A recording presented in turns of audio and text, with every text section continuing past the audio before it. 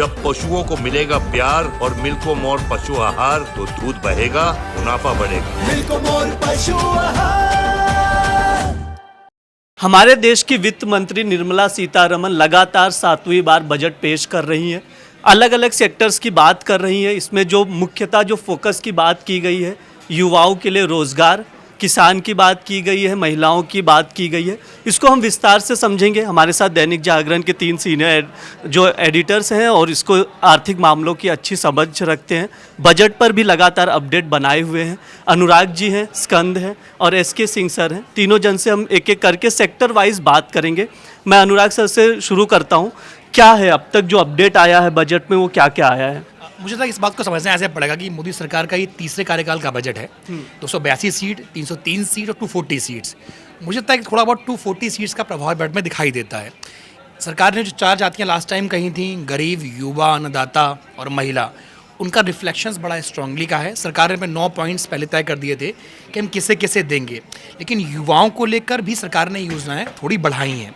अगर आप गरीबों का मामला देखें, गरीबों को क्या चाहिए था, सरकार के लिए उनको स्किल चाहिए, सरकार ने उनको स्किल करने की योजनाएं बढ़ाई हैं।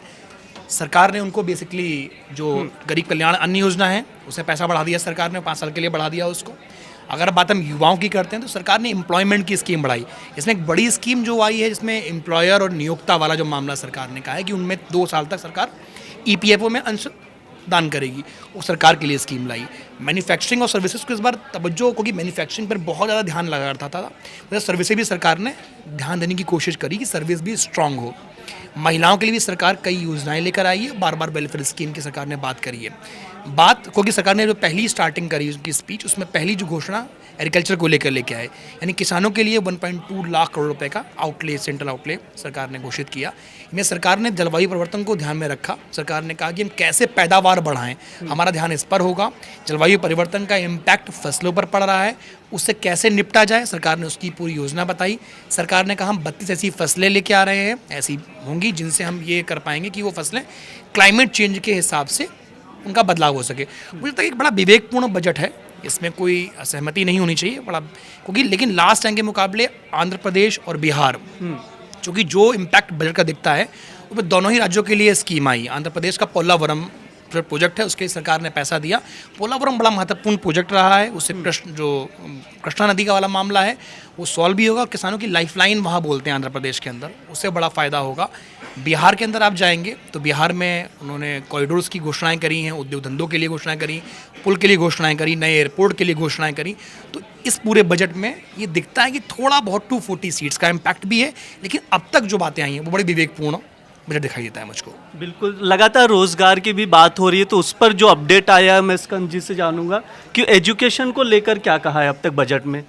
देखिए, इस बार एजुकेशन जो है उसमें एक तो बड़ा किया है कि अभी तक 7 लाख की जो एजुकेशन लोन होती थी उस पर सरकार की ओर से गारंटी मिलती थी, यानी आपको कोलेटरल देने की जरूरत नहीं पड़ती थी। वो 7 लाख की जो सीमा थी इसको बढ़ा के सरकार ने 10 लाख कर दी है, तो एक बेनिफिट है। और ये डोमेस्टिक मतलब घरेलू जो संस्थान उन पर लागू होती है, विदेशों के लिए भी एक लिमिट उसकी ज़्यादा है।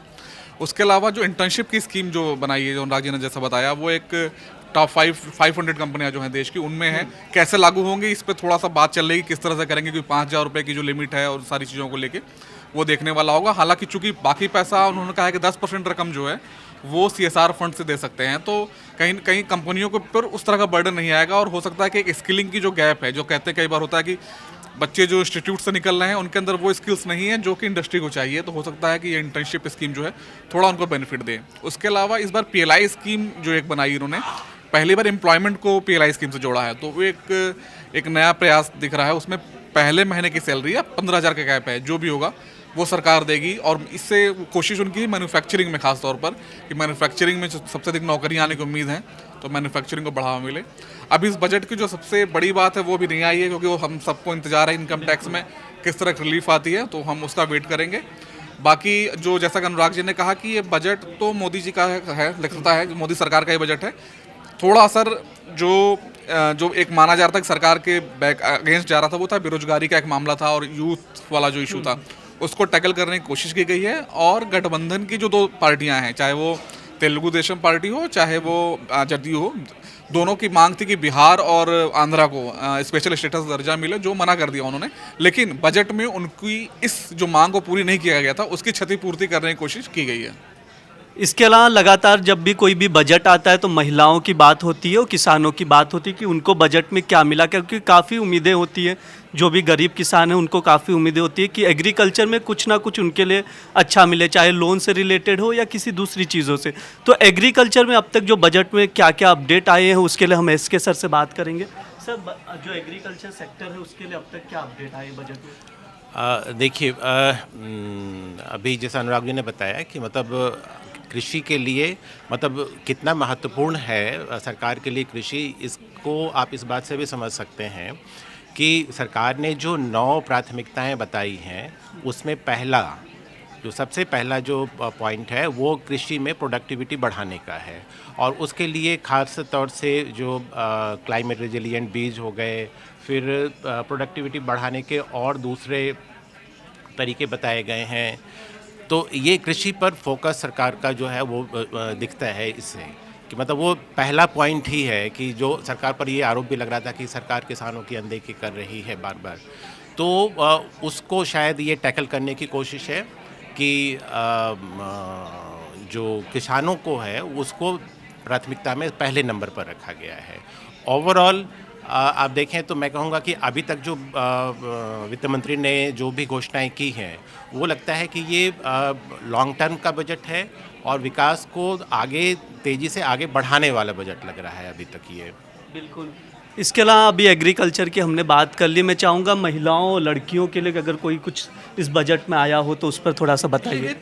मोदी सरकार का सबसे बड़ा वोट बैंक महिलाएं रही हैं, क्योंकि अगर आप कोई भी इलेक्शन देखिए विधानसभा का, जहाँ भाजपा की सरकार है या केंद्र की सरकार है, महिलाएं बीजेपी को अधिक वोट करती हैं। लगभग दीदी की स्कीम हो चाहे कोई पुरानी स्कीम हो, सरकार ने महिलाओं को लेकर, चाहे उज्ज्वला योजना हो चाहे अन्नपूर्णा योजना हो, सरकार ने महिलाओं को लेकर लगातार योजनाएं फॉर्म करी हैं।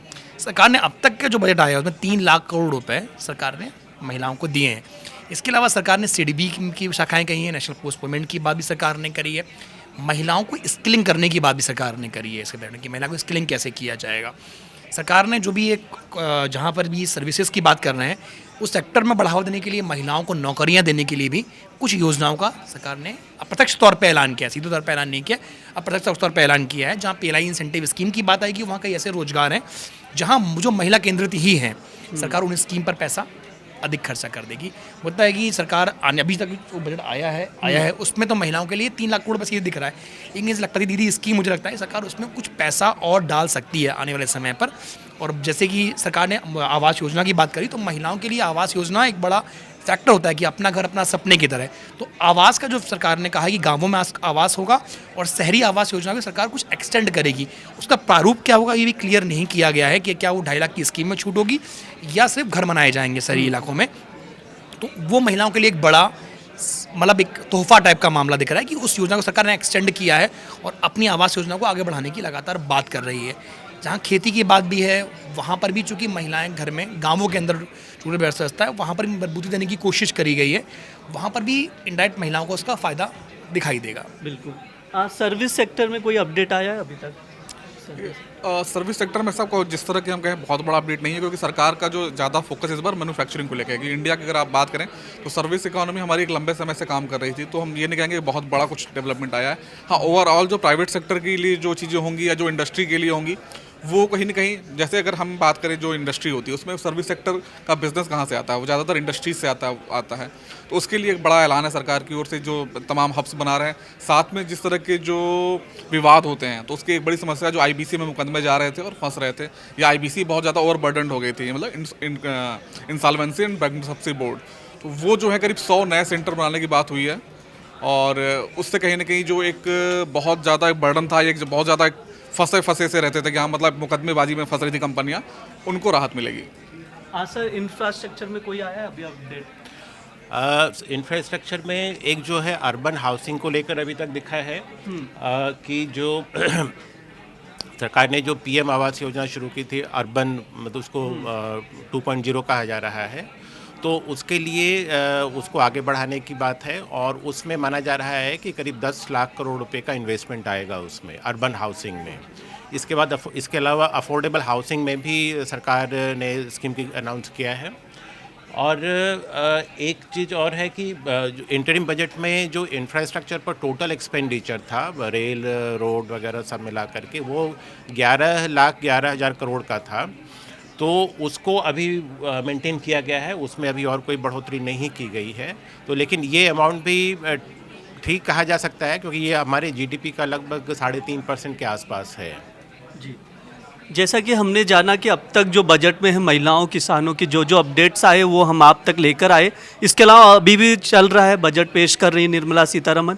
जो अपडेट आता रहेगा वो हम आप तक लेकर आएंगे। आप लोग जुड़े रहिए दैनिक जागरण के साथ। शुक्रिया।